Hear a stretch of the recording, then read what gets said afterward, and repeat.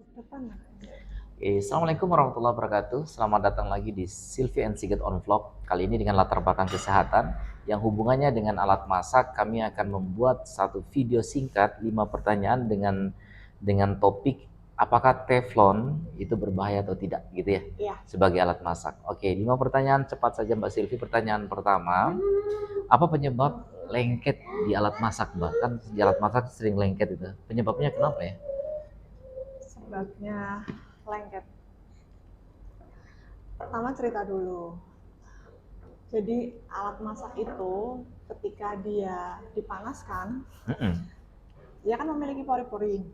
Nah, ketika Mm-mm. dipanaskan, pori-porinya itu dia melebar sehingga Merenggang. makanan merenggang. Sehingga makanan yang kita masak di atasnya itu masuk ke dalam pori-porinya dan berikatan lebih kuat sehingga dia tuh lengket gitu. Oh begitu. Iya. Oke oke. Logik.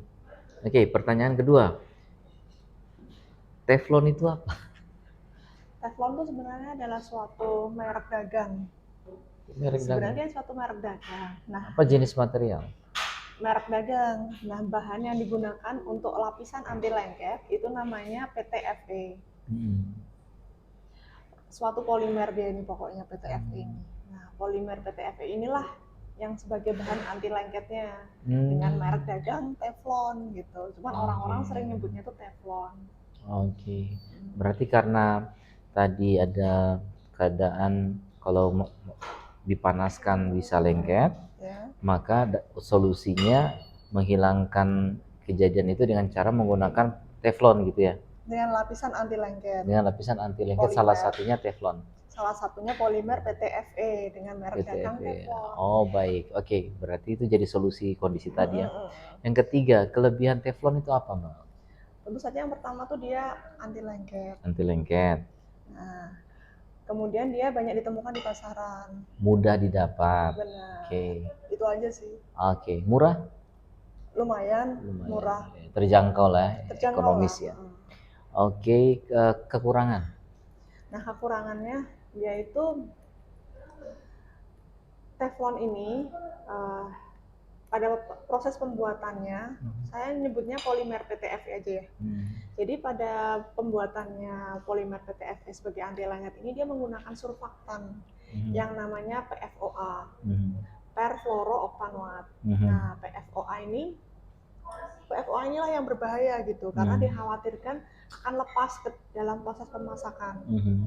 Nah, namun sebenarnya jangan khawatir karena sudah ada konvensi Stockholm pada tahun 2015. Konvensi ini melarang segala bentuk PFOA digunakan sebagai bahan anti lengket. Jadi otomatis di atas tahun 2015 semua bahan anti lengket teflon itu aman untuk digunakan. Gitu. Ya berarti nggak ada kekurangan lah. Iya, sebenarnya nggak ada. Ya, jadi kalau pertanyaan kekurangan teflon ya tidak ada. Tapi tetap harus hati-hati.